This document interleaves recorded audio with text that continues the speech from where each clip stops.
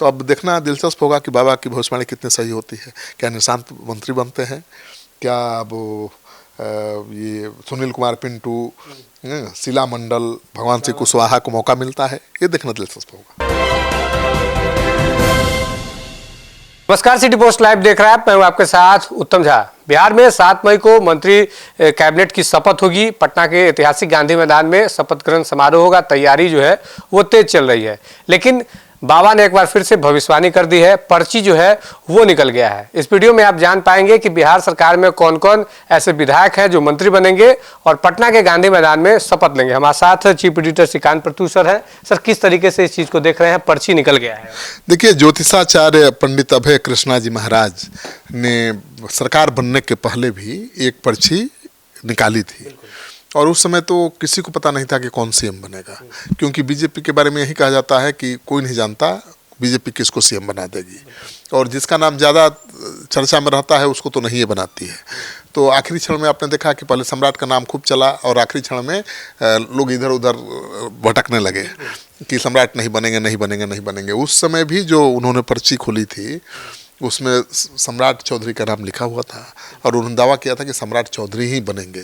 तो जब अनिश्चितता का माहौल हो, कुछ भी तय न हो, और ऐसी स्थिति में अगर कोई ज्योतिषाचार्य ये दावा करता है कि नहीं सम्राट ही सीएम बनेंगे, तो ये बड़ी बात है, और सच हुआ। 2 डिप्टी सीएम के नाम का भी ऐलान उन्होंने कर दिया था अपनी पर्ची में, और वो थे विजय चौधरी, तो उनका नाम तो चल रहा था मीडिया में, लेकिन विजेंद्र यादव का नाम तो कहीं से भी नहीं चल रहा था, लेकिन उनकी पर्ची में विजेंद्र यादव का नाम लिखा हुआ था। तो सरकार बनने के 10 दिन पहले अगर कोई ज्योतिषाचार्य पर्ची में अपना मंत्रियों का नाम लिख कर दे देता है, मुख्यमंत्री का नाम लिख कर देता है, वो सही होता है तो विश्वास तो बढ़ता है, कारण चाहे जो भी हो। अब दूसरी पर्ची है जो उसी समय उन्होंने लिखी थी मंत्रियों की। अच्छा, उसी टाइम? हाँ, लेकिन कहा था कि ये पर्ची 1 दिन पहले ही खोलना है। सरकार का गठन हुआ तो 1 दिन पहले खोलना था मुख्यमंत्री वाला पर्ची, पहले नहीं खोल सकते थे, तो पहले 1 दिन पहले ही मैंने खोला था उनके मंदिर में, उनके सामने जाकर।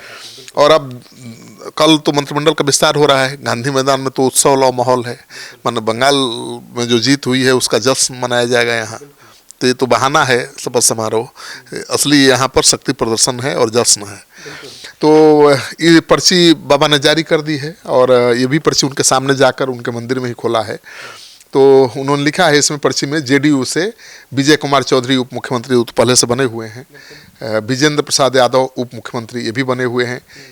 ये पर्ची उस समय की है जब सरकार का गठन नहीं हुआ था, तब का है।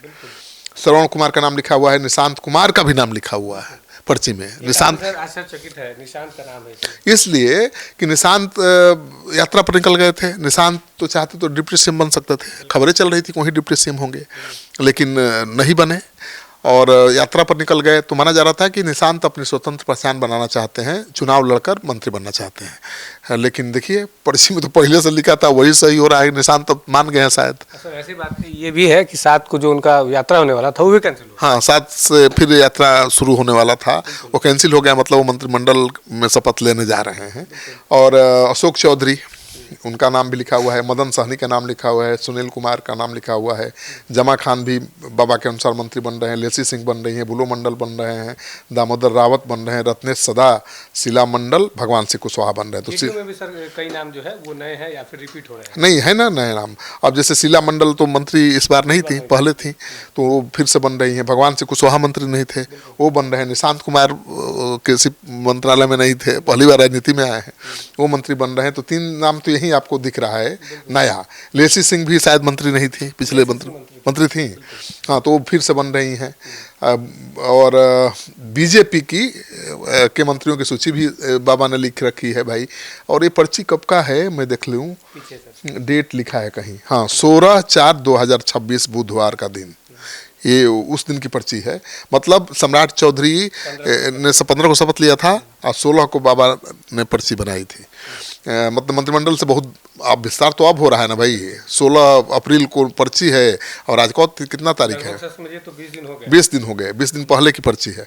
तो उसमें सम्राट चौधरी का नाम तो हो ही गए थे मुख्यमंत्री, तो उनका नाम लिखा हुआ है पहले नंबर पर। मंगल पांडे का नाम लिखा हुआ है, विजय कुमार सिन्हा का भी नाम लिखा हुआ है, क्योंकि विजय कुमार सिन्हा सम्राट चौधरी के कैबिनेट में मंत्री बनना पसंद नहीं करेंगे, ऐसा कहा जा रहा था ना, नाराज हैं, ये हैं, वो हैं, लेकिन बाबा के पर्ची के हिसाब से वो मंत्री बन रहे हैं। दिलीप जायसवाल, रामकृपाल यादव फिर से रिपीट हो रहे हैं, रमा निषाद बन रही है मंत्री, संजय सिंह टाइगर भी बन रहे हैं, श्रेयसी सिंह तो बनना ही है, प्रमोद चंद्र बंसी ये लगता है कि नया नाम है।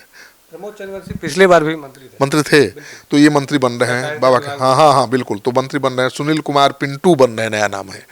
सुनील कुमार पिंटू तो सांसद भी रह चुके हैं। ये काफी चौंकाने वाला है। हाँ, सुनील कुमार पिंटू का नाम बाबा के पर्ची में है।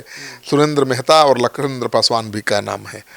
और सबसे बड़ी बात यह है कि जो सहयोगी दल हैं, हम पार्टी और RLM चिराग पासवान की पार्टी, उनके बारे में भी बाबा की पर्ची में लिखा गया है। तो बाबा की पर्ची के अनुसार चिराग पासवान के 2 मंत्री बनेंगे। दोनों के नाम संजय ही हैं, एक संजय सिंह है, एक संजय पासवान है। संजय पासवान का तो बाबा कह रहे हैं 100% कंफर्म है। संजय सिंह का भी कंफर्म ही है, लेकिन एक कोई छोटा मोटा ग्रह इधर उधर उथल पुथल मचा रहा है। हाँ, तो कहीं गड़बड़ ना हो जाए, 10% चांसेस है, लेकिन 90% उन्हीं के बनने की उम्मीद है बाबा के अनुसार। और उपेंद्र कुशवाहा, जिनके बेटे के बारे में कहा जा रहा था कि वो मंत्री नहीं बनेंगे, क्योंकि राज्यसभा उपेंद्र कुशवाहा को बीजेपी ने भेज दिया। बीजेपी ने विलय का प्रस्ताव दिया था, वो तैयार नहीं हुए, और उनके पार्टी के विधायक भी नाराज हैं और बीजेपी के ज़्यादा करीब है। तो माना जा रहा था कि उनके बेटे को इस बार मंत्री नहीं बनाया जाएगा, क्योंकि वो तो MLC भी नहीं है। लेकिन बाबा के पर्ची में तो उनका भी नाम है कि दीपक प्रकाश भी मंत्री बनेंगे। तो उपेंद्र कुशवाहा के लिए खुशी की खबर है। और जीतन राम मांझी के बेटे संतोष सुमन भी मंत्री बनेंगे। तो ये पर्ची खुल गई है, आज कल सच्चाई सामने आएगी। तो देखिए क्या होता है, क्योंकि अक्सर जो बाबा इस तरह का ऐलान करते हैं तो ये माना जाता है कि कर्म पिशाचनी का या किसी भूत प्रेत की सिद्धि होती है। लेकिन मैंने ये देखा है कि कर्म पिशाचनी भूत प्रेत की सिद्धि करने वाले जो तांत्रिक होते हैं वो भूत बता सकते हैं बहुत सटीक, वर्तमान भी बता सकते हैं बहुत सटीक, लेकिन वो भविष्य नहीं बता सकते। तो भविष्य बताने के लिए देवताओं की कृपा बहुत जरूरी है। नहीं, पिशाचनी के जरिए कर्म पिशाचनी कहा जाता है, जो कान में आकर बताती है हर सवाल का जवाब। तो वो ज़्यादातर तांत्रिक वही करते हैं, लेकिन वो भूत बताएंगे कि क्या आपके साथ हुआ है। तो वो वर्तमान बताएंगे अभी क्या चल रहा है, वो भविष्य नहीं बता सकते, उनको नहीं जानकारी है। तो बाबा तो भविष्य ही बता रहे हैं, और भी बड़े बड़े नेताओं का भविष्य बता रहे हैं, बड़ा प्रेडिक्शन कर रहे हैं। तो इस बार उनका प्रेडिक्शन कितना सही साबित होता है, अब तक तो 100% साबित हुआ है सही। और देखिए सबसे बड़ी बात है कि ये आज की बात नहीं है, बाबा ने कई चैनलों पर जाकर 3 साल पहले ही ऐलान कर दिया था कि 2026 में सम्राट चौधरी बिहार के CM होंगे, जब वो डिप्टी CM थे। और चुनाव होने के बाद जब किसी को उम्मीद नहीं थी, लग रहा था कि सब गड़बड़ हो गया, लेकिन फिर भी वो सम्राट चौधरी के नाम पर टिके रहे और सम्राट चौधरी बन गए, तो भरोसा तो बढ़ेगा ना। डिप्टी CM में विजय चौधरी का नाम तो थी चर्चा में, निशांत का नाम भी चर्चा में था, लेकिन बाबा ने निशांत का नाम नहीं लिखा, बोले कि वो मंत्री भी नहीं बन रहे हैं अभी, ठीक है ना। और विजय चौधरी बन रहे हैं डिप्टी CM, और नया नाम बताया था विजेंद्र यादव का, जिनके बारे में कोई सोच भी नहीं सकता था कि वो इस उम्र में जाकर डिप्टी CM बनेंगे, बन गए। तो बाबा ने कुछ ऐसी भविष्यवाणियाँ की हैं जो सही साबित हुई हैं। अब ये मंत्रिमंडल के बारे में जो भविष्यवाणी की है वो सही साबित होती है, कितनी सही साबित होती है तो आने वाला वक्त बताएगा। ज्योतिष, देखिए ज्योतिष भी 100% सटीक कोई नहीं बता सकता, क्योंकि ये तो गणित है। क्या है ज्योतिष, क्या है गणित है एक तरह से। और देखिए कि पृथ्वी से सूर्य की दूरी कितनी है, ये तो वैज्ञानिकों ने आज पता किया है ना, लेकिन हनुमान चालीसा में तो पहले ही लिख दिया गया है कि सूर्य की पृथ्वी से कितनी दूरी है। तो पहले का विज्ञान आज के विज्ञान से कितना आगे था, आप अनुमान लगा सकते हैं। तो ज्योतिषीय गणना के जरिए ही तो ये दूरी पता की गई थी, जो आज भी वैज्ञानिकों के हिसाब से सही है। तो ज्योतिष को आप नकार नहीं सकते। अब देखिए होता क्या है कि एक ज़माने में लोग ये भरोसा करते थे क्या कि अमेरिका में क्या हो रहा है यहाँ बैठ के कोई देख सकता है, कोई सोचता था। लेकिन अब तो मोबाइल पर संभव है, आप वीडियो कॉल करके अमेरिका में अपने भाई से बात कर सकते हैं, अमेरिका में क्या हो रहा है देख सकते हैं। तो जो चीज़ें आपको दिखाई नहीं देती हैं वो नहीं है, ऐसा नहीं है। अब कहिए कि अमेरिका दिखाई नहीं देता, तो अमेरिका है कहाँ? अमेरिका है, आपको दिखाई तब देगा जब उसका सही टेक्निक का इस्तेमाल करेंगे। और कहा जाता है कि ज्योतिष में ऐसी संभावनाएं हैं जिसकी कोई कल्पना करे, जो भी कल्पना आप करिएगा वो हो सकता है।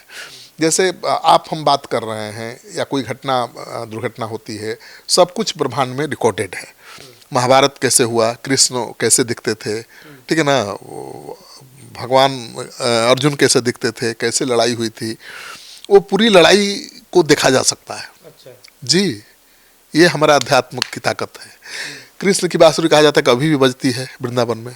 तो कृष्ण की बांसुरी अभी भी हजारों ऐसे संत हैं जो सुनते हैं, उनके लिए बजती है।